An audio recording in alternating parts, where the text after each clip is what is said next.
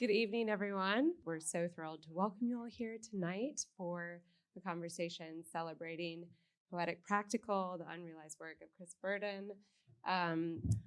This book is a major accomplishment that was achieved through the dedication and passion of a great team, in addition to Yayoi Shionoiri and Sydney Stutterheim, who we'll hear from shortly, along with American artists. We would like to acknowledge Larry Gagosian, Melissa Lazaroff, Allison McDonald, Andy Trainer, Deborah McLeod, Sarah Watson, Alex Magnuson, Stephanie Dudzinski, Elon Wingate, Kara Vanderweg, Ronnie Singh, Sarah Womble, Jenny Freeberg, Donatian Grau, Jennifer Knox-White, Connie Pertel, David Frankel, and Rusty Sina.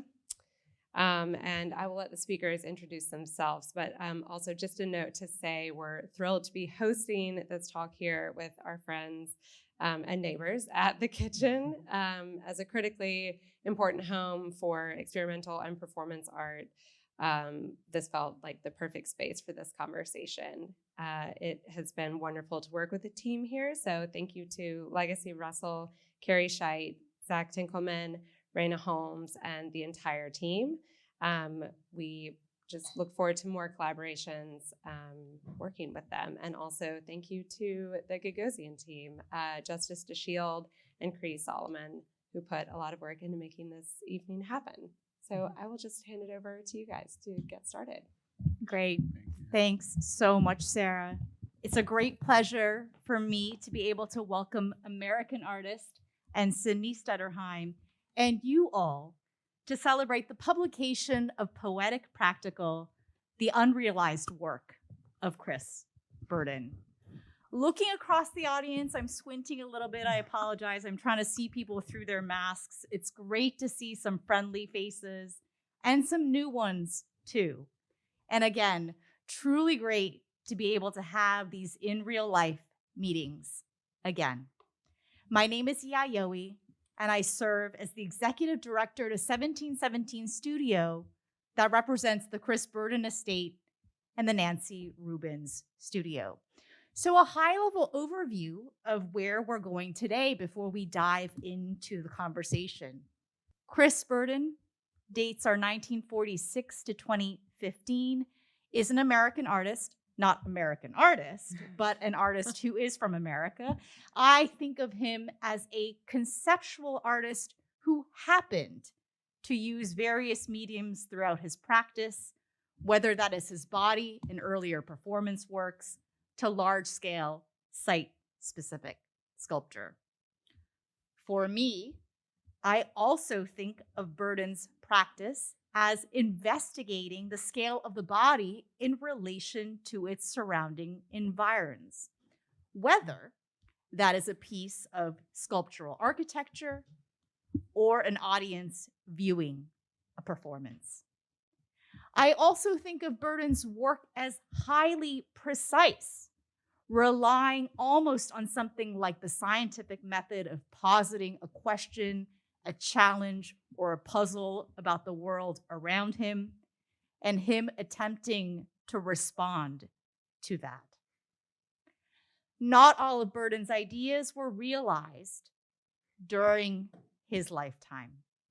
And so this book, Poetic Practical, focuses specifically on 67 of those projects.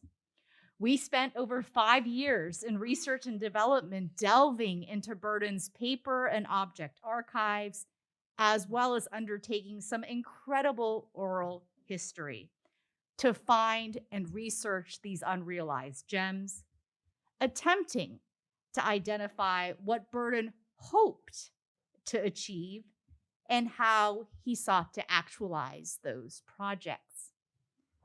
What became very clear in our journey is that Burden remained thoughtful, persistent, and organized about his relentless pursuit of ideas. And that certain ideas, concepts, and formats remained a through line through his practice. Through this book, we hope to posit that for certain artists, unrealized projects form a significant and additive vector of analysis for an artist's holistic body of work. As Sarah mentioned, any book project takes a huge village, and I can't even begin to list everyone who kindly contributed, but some of the key members I did want to include are Gagosian Gallery for so believing in the merits of the project for so long, and in particular, the leadership and advocacy of Alison McDonald. The tireless and incredible efforts of Andy Traynor and Sydney Stutterheim, as well as many others at the gallery, including Sarah Womble, Jenny Freeberg, and Jennifer Knox White. Sarah Jones and Justice, of course, for helping us to orchestrate this lovely event. Other supporters from the gallery include Melissa Lazaroff, Elon Wingate, and the many day-to-day team members I get to work with, including Deb McLeod, Sarah Watson, Allison Smith, Camilla Johnston, and Alexa Kamalian. I also want to acknowledge members of the estate, including Nancy Rubens, Tim Rogberg, Erica Mercado, and Liza McLaughlin, and members of our extended work family and art world community, including arts worker Marianne Friel, engineer Jamie Garza, and photographer Brian Guido. I will be remiss to not thank the kitchen for hosting us tonight. We are in the house of incredible dynamism, a multidisciplinary institution that celebrates innovative forms of practice. So it feels particularly appropriate that we are here celebrating Burden's boundary-pushing work. Legacy Russell, who serves as the ED to the org, is near and dear to my heart. Everyone should provide her and Carrie and the rest of the team with a lot of support and love. Okay, I've been talking a lot. Let's dive into the great minds I have up here on the stage here with me today. American artist, would you please introduce yourself? Happily, yes. Thank you, Yayoi. I want to say I'm really honored to be part of this conversation. As was mentioned, you all have been working on this book for a very long time, and I've only been asked to sort of come in and speak to what this project is about in this sort of later stage. And I think it's kind of serendipitous thinking about my own relationship to Los Angeles that has recently sort of come back into my work. But all that to say, my name is American. I'm an artist and educator. I am from Los Angeles, but I'm based in New York, and I teach at universities around New York. And I am currently a fellow with the Los Angeles County Museum of Art, Art and Technology Lab. And so I'm working on a project about Los Angeles, and that's kind of in a roundabout way how I ended up in this conversation. So I'll say more about that later. That's great. Thanks so much, American. And of course, in this contemporary day and age, American and I met online, of course. They slid into my DMs a while back, and it was none other than Legacy, who apparently had mentioned that we should meet. So it's another full circle. And we look forward to hearing from American about their practice, their working process, their work in progress, and how they think that relates to their finished work. So further to my left is Sydney. Dr. Sydney, tell us about yourself. Yes, hello. I am Sydney Stutterheim, Dr. Sydney Stutterheim. I am Gagosian's art historian. I joined the gallery in 2018. I hold a PhD in art history, and I wrote one chapter of my dissertation on Chris Burden. So I am Chris Burden. I spent a lot of time thinking about Chris Burden. Yeah, I studied the art of the 1970s and 80s, and I am the co-editor of Poetic Practical with the incredible Andy Traynor, who's here tonight. Couldn't have done it without her. It was really a team. So I'm proud to represent for both of us. And and then I am currently working on a book that's coming out with Duke University Press titled Accomplices. So that should be out in a couple of years. Thanks so much, Sydney. Sydney is one of my foremost burden experts, maybe just slightly in part because she spent so much time working with Andy and me together on this book. I loved getting a chance to know Sydney's brains and her thought processes and how she and Andy truly collaborated and worked together. Entirely different skill sets, but really in tandem and in collaboration with each other during this incredible long journey. So, Sydney, what was your experience like working on this book, right? What's different about this book and its research method than other forms of research you've done? Yeah, so it was quite different. Look, as an art historian, typically you start from an art object, which seems very obvious, right? But there's a set of dimensions there. You have a sense of material and scale and something to work from. And with that, I was trained quite formally. And so, I start with the object and then I think about like archives and other supplemental material as things that would come in after, right? To further understand a work of art. Here, you don't have a work of art. Sort of new proposition, right? Like how then do you approach a project in which we have 67 unrealized artworks that were in various levels of elaboration. So some were simply sketches, like a single standalone sketch. And then other projects, there was actually quite a lot of archival material. But so in that way, I had to rethink my training essentially and almost take a more forensic approach, I would say.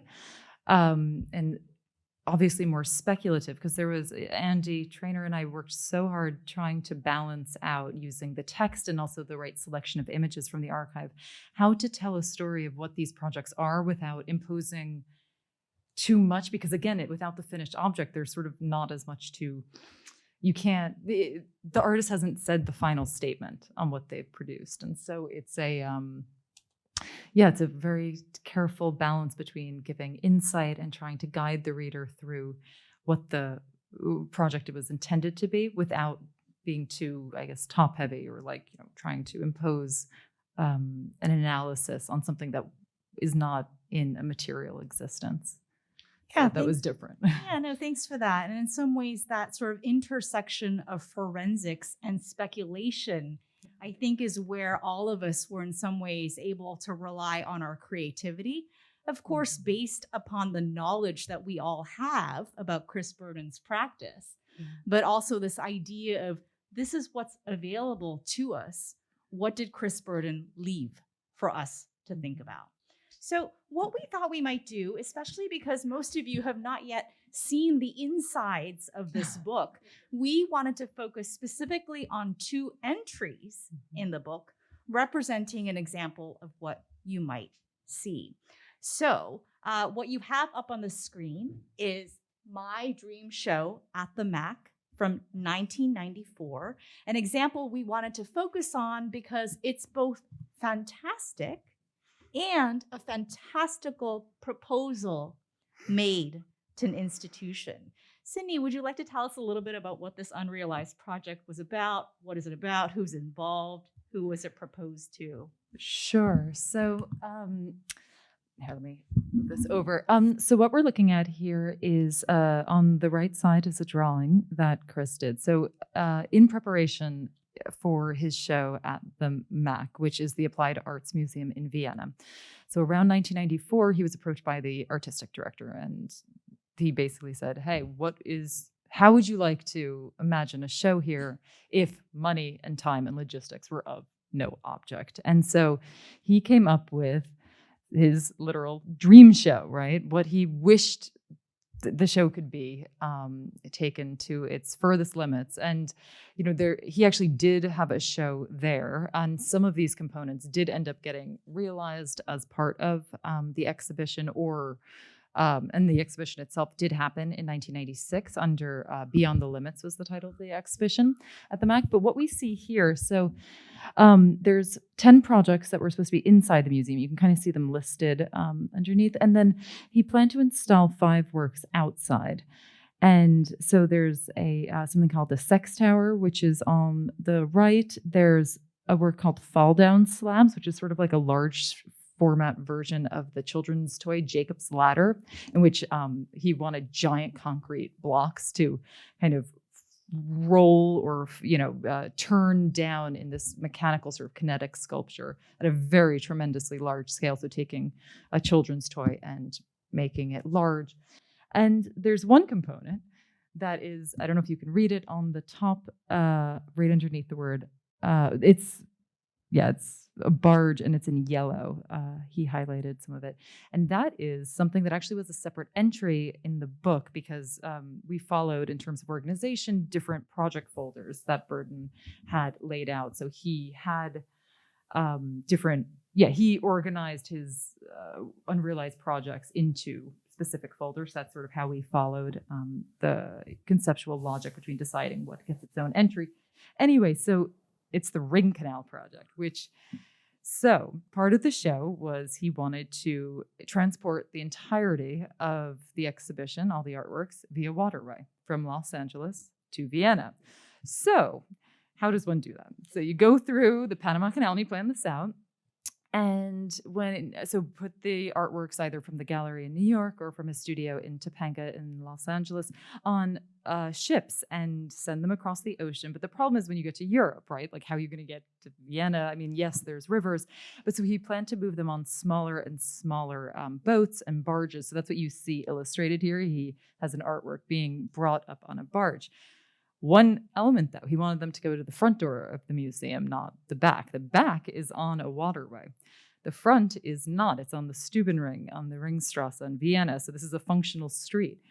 He proposed flooding the street of Vienna to get it there in full. And so part of the artwork was having the artwork arrive, and then he wanted to display the cranes that had to lift the very large format sculptures onto the exterior of the space, and also the barges and ships. He wanted as many of them as possible to be installed on site so everyone could see sort of how this plays out as part of his larger vision, and then return the works back to LA the same way. So that's the dream project.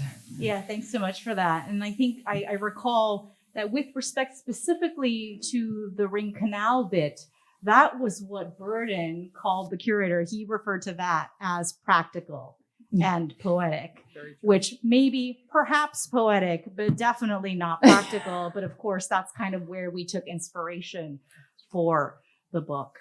Mm-hmm. One of the themes that I love thinking about in Burden's practice is the idea of the artist as someone who is uniquely qualified to posit institutional critique, right? Like the Shakespearean fool, who actually is super intelligent, can bend ear of power and speak truth through humor. I think in some ways Burden attempted to do this as well. So Sydney, what sorts of buttons do you think Burden was attempting to push in this Unrealized project, and why? Well, we could just take the Ring Canal Project. We'll take that element. Certainly he's trying to push the limits of what an institution says that they will do and support in the name of art, right? So he's setting up a proposition that obviously would require a tremendous amount of bureaucratic support from the government.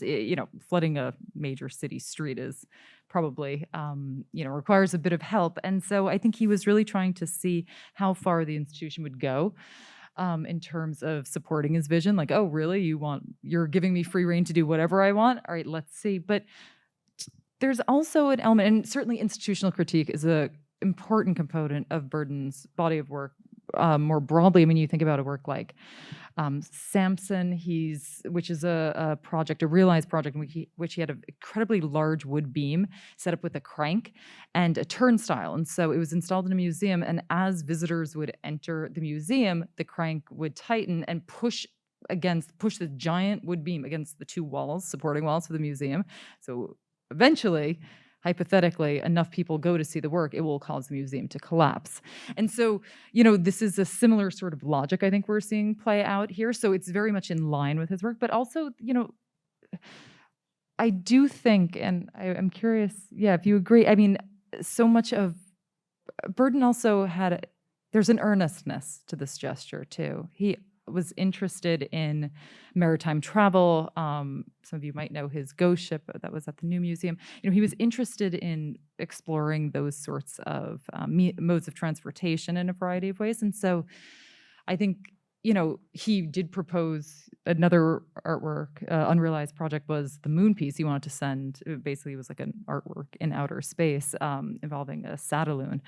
And so, in those cases and something like this, yes, it's about pushing buttons, but also I think he actually really did want to do it, which is, I think, an important point. And I believed in the vision of it as well. So it wasn't an empty gesture, Yeah, thanks so much for that. I think it is true that Burden in some ways was always incredibly earnest. Yeah. And I think his precision, and his organization and his persistence towards attempting to actualize these projects really does reflect that. Yeah. So American, thanks so much for your patience. Please share any thoughts or responses you might have to this Unrealized project, or any parts of these things particularly memorable for you and why. Yeah, I think something I remarked on when we first talked about this was the kind of playfulness and the way that Burden is taking, in many cases, these structures and objects that resemble, I don't know, how children's toy logic sort of operates, and it's kind of expanding them to the scale of the city, or in this case, internationally, and wanting to use that as a way to kind of I don't know, curse out the institution in a way or something, to kind of challenge what is possible within that context. I think I kind of admire that. I think it's really interesting, but also thinking about the sheer sort of number of projects that you all have collected for this book, I think was really astounding to think about what it means to have that many gestures that didn't necessarily get manifested, and thinking about that almost having a significant weight in relation to what actually did end up getting produced. So I think that was interesting.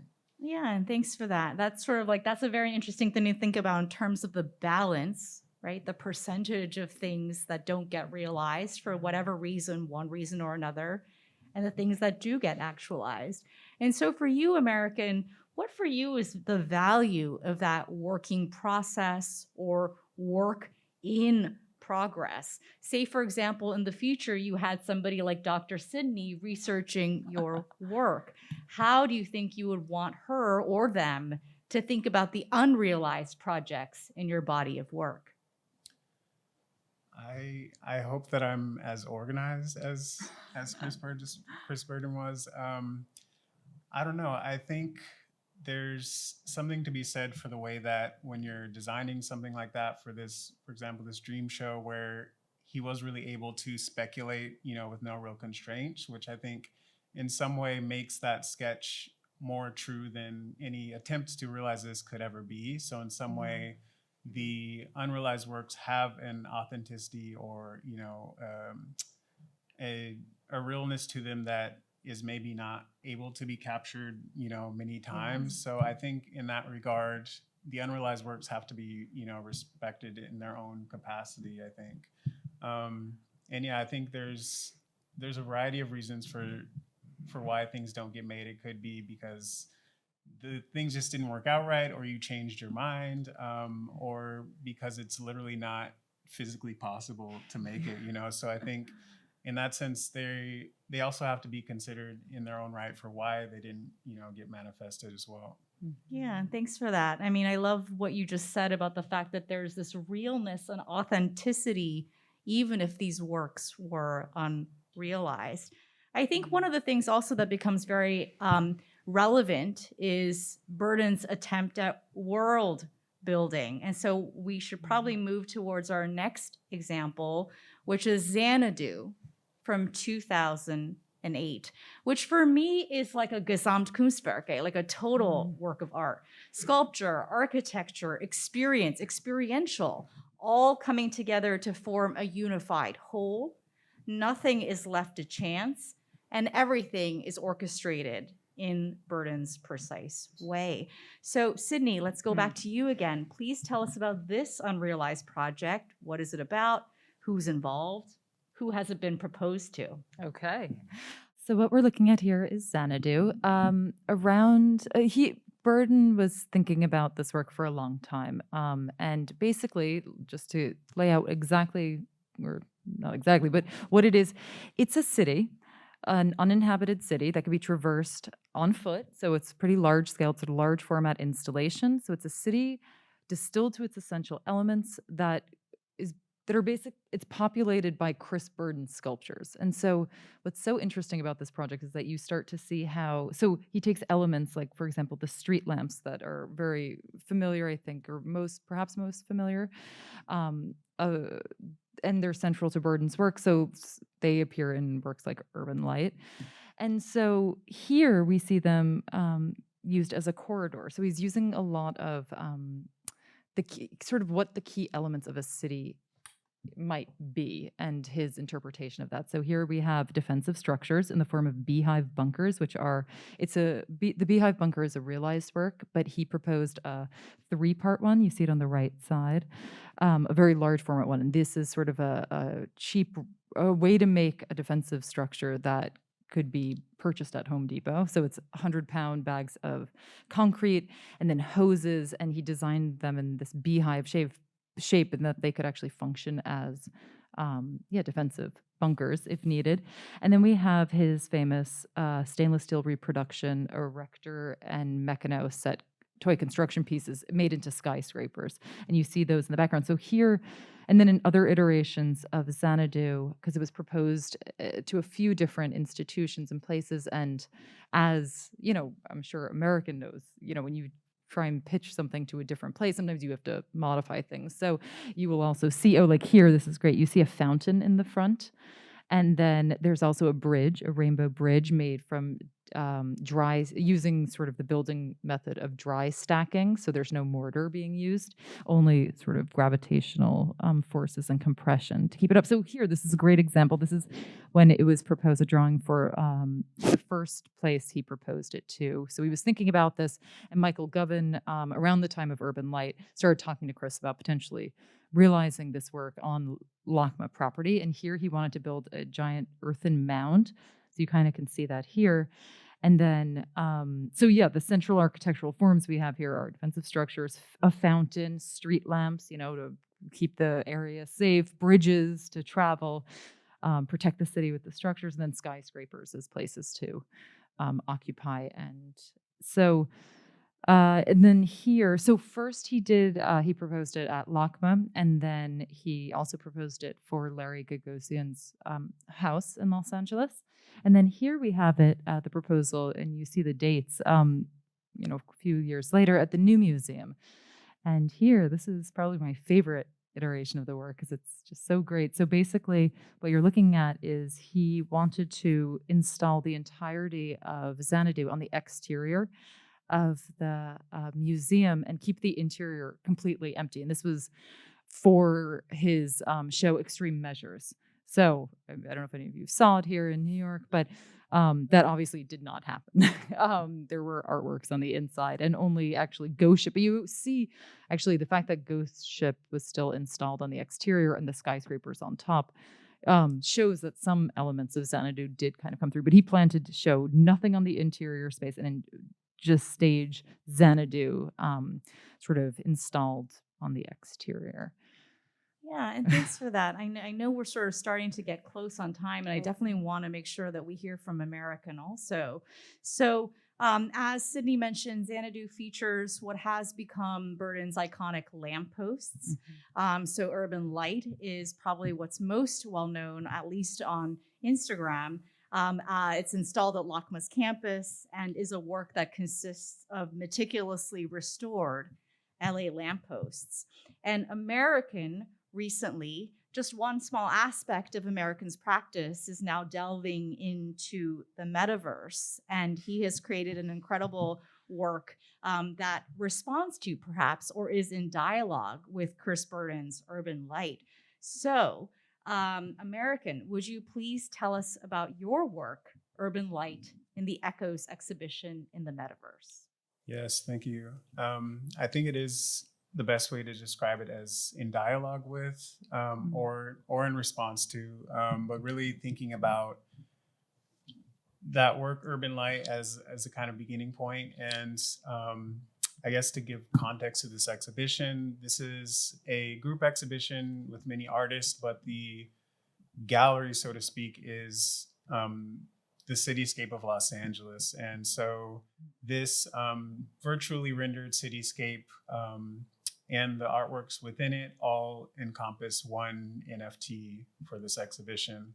And so I'm not here to endorse NFTs. I have my skepticism, but I was asked to participate in this exhibition, and I was really intrigued by the concept of, they were like, we have this landscape, you can put something in it, whatever you want. And the person who was organizing this exhibition, Peter Wu, told me, well, normally, where Lockham is located and Chris Burden's Urban Light sculpture normally sits, we can't show that, or we don't have that. I don't remember how he phrased it, but it could be really interesting to, respond to that or acknowledge that. And so I was immediately intrigued by that idea, and I started to, research about this piece and learn more about it. And from how I, read, it sounded like Burden had he had visited the Rose Bowl Flea Market, which is in Pasadena, California. If any of you are familiar with that, it's a pretty well-known flea market, and he purchased one of these lamps from someone that had been collecting them. And through conversations with that collector, he discovered that this collector had many, many more of them. And he got many of them from this collector, and also, I think, found others, but ultimately that collection of these vintage lamps became the sculpture. And so hearing that was funny to me, because I was thinking about the fact that my mother, who sold a lot of things on the internet and at flea markets as well, had also, sold things at one point at the Rose Bowl Flea Market. And she had also moved to Los Angeles the same year that Chris Burden did. And so I was kind of thinking about, this parallel. And like I said, I've been recently sort of thinking about my own relationship to Los Angeles, my family's history of migrating to there as well. And so I just started to think, what if someone like Chris Burden had seen what my mom was selling and decided, I'm going to take all of this and this is going to be an artwork. What would that mean? And the things that my mom sold, it was often clothes or records or things of that sort. And she stored them in our house, and there was a lot of stuff. And so this was all the stuff that was in our garage that she wanted to sell. And so I just kind of had this thought of what if, an artist got this and decided this is going to be my monument and I'm going to put it on Wilshire Boulevard. And I wanted to still call it Urban Light, to respond to Burden's piece, but also to kind of, I guess, challenge those words. What does that mean? This piece feels actually very heavy, and maybe suburban rather than urban. But yeah, that was kind of the premise for it. And the way the work exists, you can, navigate it and walk through it the way you might walk through these objects in our garage. So, yeah. And thanks so much for that. How did it feel for you to transpose your memories of physical objects, right? You just said that your mom had all this inventory that she used to sell, and it was in your garage. It's physical, tangible stuff in your garage. How did it feel for you to transpose that into the metaverse? And in doing so, you're actually being in dialogue across time and space with Chris Burden's treasure hunting activities also. Yeah, I think it reminds me of this conversation about unrealized works, because this seems kind of really difficult to actually execute. I think especially if I wanted it to be, those original things that my mom carried or whatever, it would be hard to actually install a work like this. So in that sense, it was somewhat speculative. And I think what's interesting to think about what the metaverse, allows for is, I think someone like Burden would have been really intrigued or inspired by, because he was so much thinking about world building and sort of this kind of playful creativity and imagination. And so I think of that. So I think of that connection both in regards to that imagination of what a cityscape could be, but also, just a sort of, I guess, I don't know, playfulness or possibility. Yeah, no, thanks for that.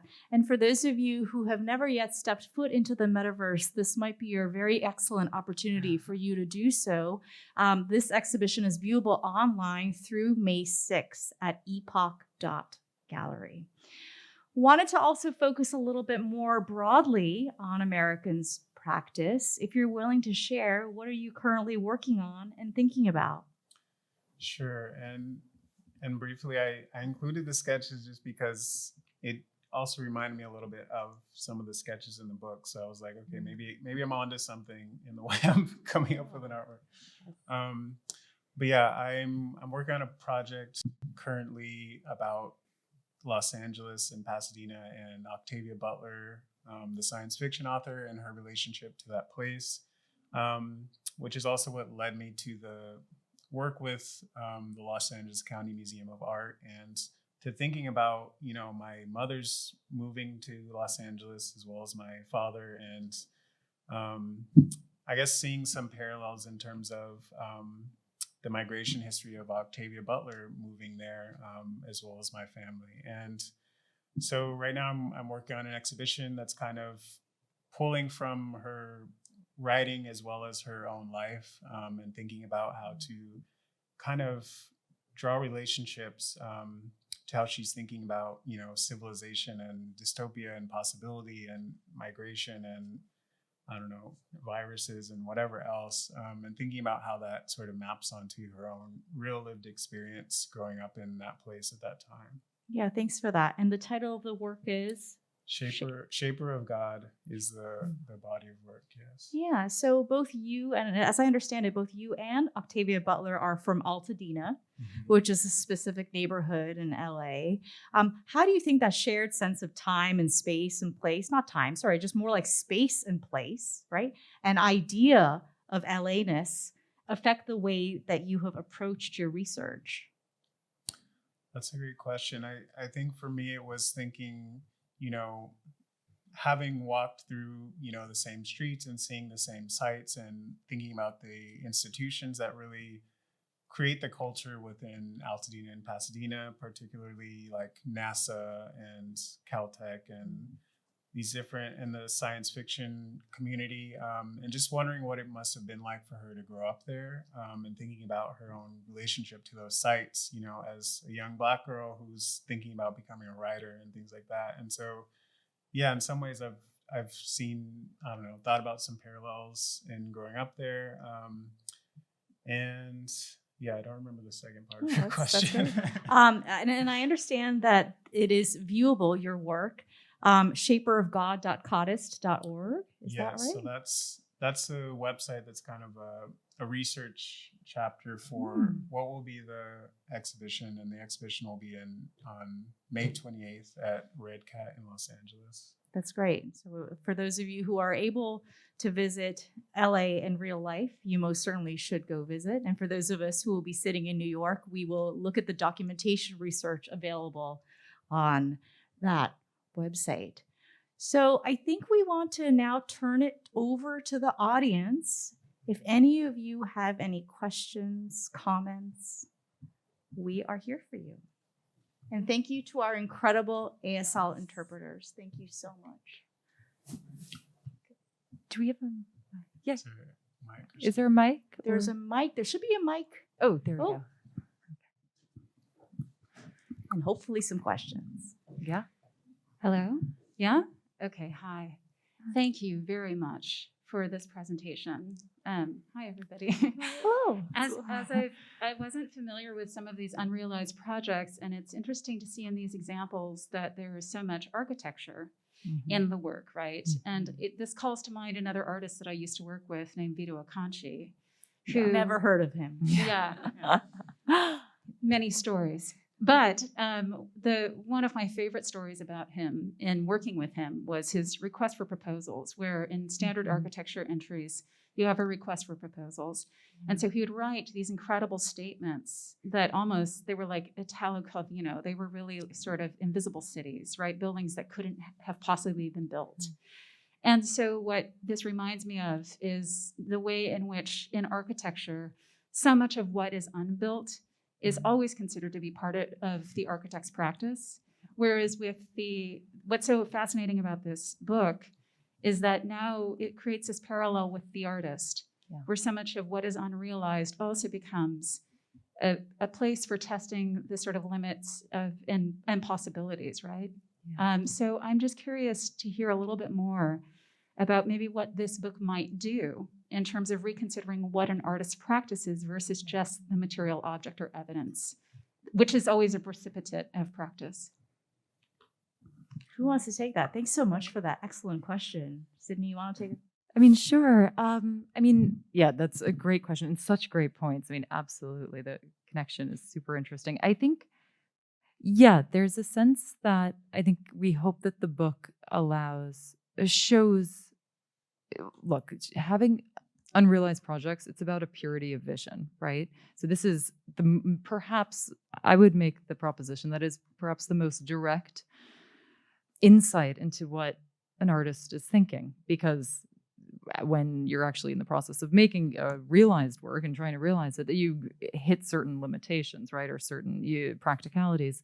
So in some ways, I would say that, by taking seriously the concept of an unrealized project as having as much import, or it should be considered alongside a realized project, I think it's quite interesting to then say, because it has a certain weight and clarity and purity of vision. It's not burdened by other, like the limitations that we might come up on. I mean, I think for us, the book, of course, we want it to illuminate more of Burden's practice and grow his audience, but also, there's definitely an element of this might present a different model of thinking about what constitutes an artist's work of our body of work, right?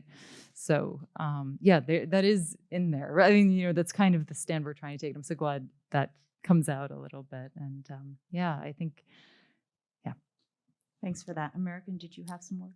Yeah, I also want to say it's interesting thinking about how much of our experience is mediated, or thinking about, how many works I've only seen through a book or through online space. And so in some way that kind of gives these unrealized works equal footing, which I think also opens an interesting conversation around this sort of speculation around what these works can be. Mm-hmm. Yeah, thanks for that. And I would also say that Burden in some ways was an architect of space. He is, I think, throughout, his body of work, one of his through lines is, as I mentioned, the relationship of artwork and the viewer, whether the artwork is himself in the body through his performance or his larger site-specific sculpture. And so in some ways, he already maybe had like an architect's mind too, which I think is sort of another aspect that maybe we can continue to look at. But of course, as Sydney did mention, we are really positing that for certain artists, unrealized projects form just as, if not more important than the actual realized works. And that for art historians, we should be looking not just at the realized material objects, but really the unrealized ones to try to connect the dots throughout that artist's oeuvre. Shall we take one more question? Another hand? Yeah. Hello, thanks for this talk. I'm kind of thinking about Chris Burden, all these ideas he wanted them to come into existence, and unfortunately a lot of them weren't able to, but I'm curious like how they exist now and they get kind of immortalized into this book moving on in the future, the unrealized works of Chris Burden. I'm kind of thinking like he would still want them to exist whether he was here or not, so I'm curious whether you think or how do you feel about them ever being realized by an institution? Or I'm kind of just thinking as an artist, if an artist were to realize one of his works, especially how like his last work that he did was an ode to some other, not artist but architect, I forget his profession, but the ode to Santos, and that work was actually existed, and he did an ode to it. He remade the piece. Imagine like remaking a piece that didn't even exist. So just wondering what you feel about that. And maybe I'll take a first crack at that, representing the estate. Thanks for that excellent question. Many of you know also that I serve as the lawyer for the estate also. And so I, as the state rep, have been thinking hard together with members of the state about that very question. What does it mean that Burden left for us these incredible, incredible crumbs, these like thought pieces, and how best should we actualize them? And so in terms of the legal side of things, for me, the most important thing, and maybe art historically too, is artist intent. Do we have enough intent as evidenced by his paper archives, his object archives, his notes, or his oral history that he left for members of the team? Do we have enough in there that we fully understand what we want Burden, what Burden wanted us to do? And if we feel like we have enough of that, and for example, that could be, for example, editioned works where edition 1 is already out there in the world. He left us notes, for example, for what the edition should be. Edition 3, for example, he left specific notes about what edition 2 and edition 3 of that same work should look like.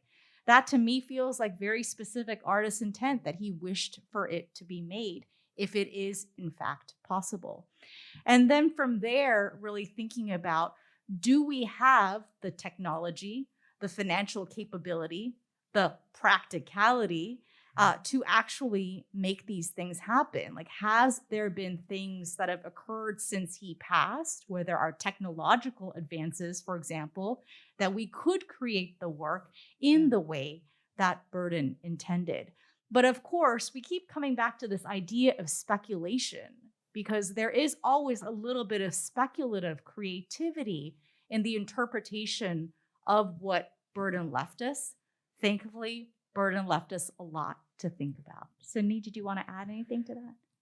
Yeah, just that speculative element, as sort of I mentioned before. I mean, that was also in the, so central to how, as I said earlier, we analyze the projects themselves. So it is like a through, in terms of how you could potentially realize them. I mean, maybe the book is a way of kind of realizing them, or in a way that's truest to his vision, for some projects. And then absolutely that certain ones, there's enough evidence of where he wanted to go that, that makes sense. American, did you have anything to add? I guess, I don't want to go on too much of a tangent, but it brings to mind how sort of established he was in his career. I mean, obviously, at the time of his passing, he was very much, a very successful artist, but I am thinking about other artists that maybe die at an earlier stage in their career and don't have as much of a facility to sort of, determine what they would have wanted, and the ways that often does get exploited. But I think in Chris Burden's case, probably he was very aware of, what's going to happen after he passed, but that's something I think about often. Thanks for that. And I guess in some ways that really does mean that for artists' estates, there's really no one right answer, but also each artist's estate sort of requires something very bespoke based upon what that person left us and where they were perhaps in their career and what sorts of information or evidence they left for us. So I think we want to wrap up. I wanted to give the floor one more time to each of Sydney and American for any last words. Check out the book. We worked really hard on it. Yes. Thank you for coming, all of you. Thank you. Yeah, and thank you so much to American artists and Sydney Stutterheim for their time, brains, and hearts. Thank you to the kitchen for hosting, and to Gagosian Gallery again. And thank you to each of you all for taking the time to come out of your busy schedules to join us in this In Real Life event. As you walk out, books are available for purchase, as Sydney mentioned. For those of you who specifically came out today, there is a discount available to purchase the book. So if you would like to purchase a copy, please do so. We also have, with thanks to Gagosian Gallery, some tote bags for you all with the issue of Gagosian Quarterly, the most recent journal magazine that Gagosian puts out. And in fact, in that very issue is a making of interview amongst Andy, Sydney, and myself. So please make sure to pick one up on the way out. And again, we look forward to staying in touch in real life and in online and also in the metaverse. Stay safe and good night. Thank you so much. Thank you.